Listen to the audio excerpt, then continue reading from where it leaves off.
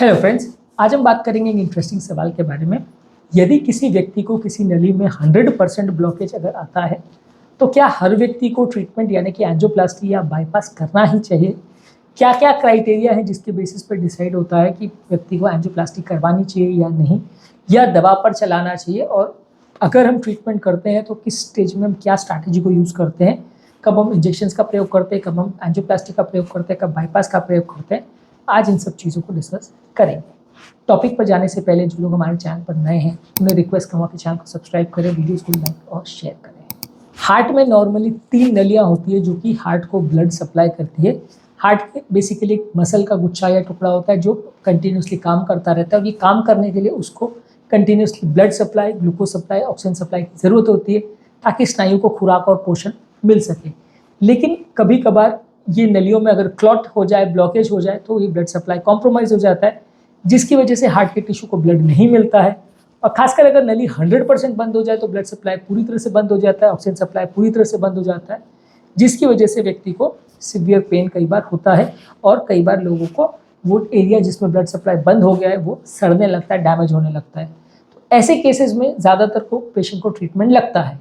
यदि patient heart attack के पहले 2-4 घंटे के अंदर आ जाए तो उसमें खून पतला करने वाला स्ट्रॉन्ग इंजेक्शन देते हैं, जो कि 30 से 50% केस में नली को खोल सकता है, और इसमें बाद में काफ़ी पेशेंट्स में एंजियोप्लास्टी भी लगती है, लेकिन 30 से 50% लोगों की नली अच्छी तरह से खुल जाती है। इसके अलावा दूसरा जो ट्रीटमेंट होता है वो है एंजियोप्लास्टी, जिसमें अगर नली में कोई ब्लॉकेज है तो उसको स्प्रिंग डाल के या स्टेंट डाल के हम नली को डायलेट कर देते हैं, जिसमें नली खुल जाती है।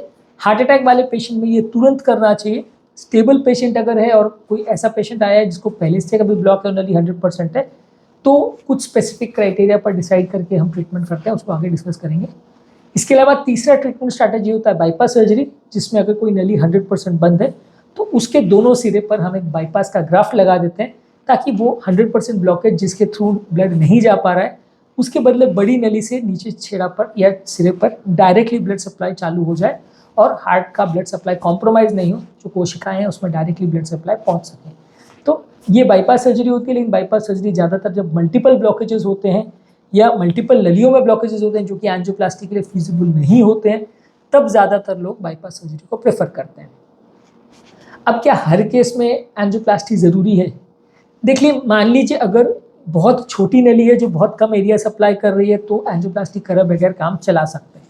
सेकेंडली, अगर किसी व्यक्ति को एक नली का ब्लॉकेज है और बहुत अच्छे कोलैटरल्स बन रहे हैं, यानी दूसरी नलियों से उसमें छोटी छोटी ब्रांचेस आके उस नली के एरिया को सप्लाई कर पा रही है, जिसे कोलैटरल्स बोलते हैं, और पेशेंट को कोई सिम्टम्स नहीं है, कोई प्रॉब्लम नहीं है, और नली भी बहुत बड़ी नहीं है, अगर बाद में अगर अटैक आता है तो पेशेंट को इतना रिस्क होने का चांस नहीं है, तो वैसे केसेस में भी सिलेक्टेड पेशेंट्स को आप छोड़ सकते हो बिना ट्रीटमेंट के। हर पेशेंट को छोड़ना या बगैर ट्रीटमेंट रखना उतना एडवाइजेबल नहीं है, क्योंकि इसमें होता यह है कि जो एक नली बंद हो गई है वो दूसरी नली पर डिपेंडेंट हो जाती है। तो जब कभी दूसरी नली में अटैक आता है तो ये नली का कोलैटरल सप्लाई भी कॉम्प्रोमाइज़ हो सकता है, जिसकी वजह से व्यक्ति को जान का खतरा डबल भी हो सकता है। यानी जिस नली में अटैक आया वो भी कॉम्प्रोमाइज़ हो गई, और जिसको वो सप्लाई कर रही थी पहले वो भी कॉम्प्रोमाइज़ हो गई, तो डबल अटैक जैसा आ सकता है, जिसमें जान का खतरा हो सकता है। तो हर वैसे पेशेंट को जहाँ कोलैटरल्स अच्छे हैं वहाँ ट्रीटमेंट के बगैर हम नहीं छोड़ते। लेकिन मान लीजिए अगर मीडियम साइज़ की नली है और बाकी दोनों नलियाँ या तीनों नलियाँ हेल्दी है, बिल्कुल कोई ब्लॉकेज नहीं है, कोलैटरल्स भी अच्छे हैं, पेशेंट को कोई सिम्टम नहीं है, तो वहाँ आप उसको दवा पर छोड़ सकते हैं। तीसरा क्राइटेरिया है वायबिलिटी का, यानी जो नली जिस एरिया को सप्लाई कर रही है, अगर वहाँ पे टिश्यू जिंदा है तो आपको ट्रीटमेंट करना चाहिए, क्योंकि टिश्यू जिंदा है तो उसको ब्लड सप्लाई की ज़रूरत है, क्योंकि वो काम कर सकेगा अगर ब्लड सप्लाई मिलेगा तो। लेकिन मान लीजिए अटैक की वजह से टिश्यू ऑलरेडी मर चुका है तो नली खोलने का उतना फ़ायदा नहीं मिलेगा, क्योंकि अगर टिश्यू ऑलरेडी मर चुका है तो वहाँ पे ब्लड सप्लाई पहुँच भी जाएगा तो कुछ फ़ायदा नहीं मिलेगा। ये वैसे ही है कि जैसे गार्डन में अगर पौधा जीवित हो तो पानी देने का मतलब है, एक बार पौधे मर जाएं फिर आप कितना भी पानी दो उससे कुछ फ़ायदा नहीं होता, उल्टा पानी वेस्ट होता है। तो वैसे ही अगर नली जिस एरिया को सप्लाई कर रही है वो पूरी तरह डेड हो चुका है, नॉन वायबल हो चुका है, तो वहाँ स्टेंट का मतलब नहीं है या बाईपास का मतलब नहीं है। पर अगर जो एरिया सप्लाई वो कर रही है वहाँ पे एरिया जीवित है तो फ़ायदा हो सकता है। वायबिलिटी डिफाइन करने के भी बहुत सारे क्राइटेरिया, उस पर ऑलरेडी हमने एक सेपरेट वीडियो किया है। ज़्यादातर इकोकार्डियोग्राफी द्वारा, ईसीजी द्वारा, एंजियोग्राफिक क्राइटेरिया द्वारा, कार्डियक एमआरआई द्वारा, पेट स्कैन द्वारा, अलग अलग टेस्ट द्वारा इसे हम कंफर्म कर सकते हैं कि वो एरिया जीवित है कि मर चुका है।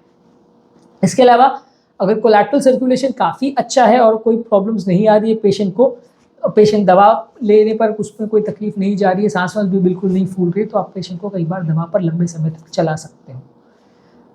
रिस्क ऑफ फ्यूचर इवेंट्स कितना है? मान लीजिए अगर पेशेंट को मल्टीपल ब्लॉकेजेस हैं और जो नली कोलैटरल सप्लाई कर रही है उसमें ऑलरेडी 80-90% ब्लॉकेज है, या बाकी नलियों में भी मल्टीपल जगह ब्लॉकेज है, जब पेशेंट को अगर हार्ट अटैक आएगा तो रिस्क कई गुना बढ़ जाएगा। अगर वैसा हमें लगता है तो वहाँ पे हमें थोड़ा ज़्यादा अग्रेसिव होकर ट्रीटमेंट करना पड़ता है। और मान लीजिए अगर पेशेंट को रिस्क फ्यूचर का बहुत ज़्यादा नहीं है, पेशेंट बहुत यंग है, कोई प्रॉब्लम नहीं हो रहा है उसको, मान लीजिए एक ही नली का ब्लॉकेज है, उसको कोलैटरल अच्छे मिल रहे हैं, पेशेंट को बाईपास अभी करवाना नहीं है, तो वैसे केस में आप फिर लंबे समय तक दवाई पर चलाते हो। पर दवाई पर चलाने का ये मतलब नहीं है कि आप छोड़ दो उसको भगवान भरोसे। उसका मतलब ये है कि आपको रेगुलर फॉलोअप करना पड़ेगा, रेगुलर ध्यान रखना पड़ेगा, और वक्त पड़े तो ज़रूरत पड़े तो ट्रीटमेंट अगर ज़रूरत है तो करना भी पड़ सकता है। साथ में दवाइयाँ, लाइफस्टाइल मॉडिफिकेशन और रेगुलर फॉलोअप और वॉचिंग ये ज़रूरी है। हर साल आप पेशेंट का ट्रेडमिल करके देखते हो, बीच बीच में अगर कोई सिम्टम में चेंज होता है तो कभी कभार एंजियो भी करके देखते हो कि नलियों का स्टेटस कैसा है और उसमें आगे क्या करना है।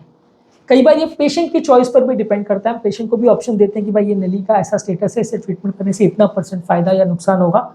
अब पेशेंट क्या करना चाहता है, कई लोग अपने इंडिविजुअल चॉइसेस की वजह से, कई लोग फाइनेंशियल इशूज़ की वजह से, या कई लोग दूसरे सोशल फैक्टर्स की वजह से ट्रीटमेंट कराते हैं, कई लोग नहीं कराते हैं। तो वो भी कई बार एक पेशेंट का चॉइस भी इसमें इंपॉर्टेंस रखता है।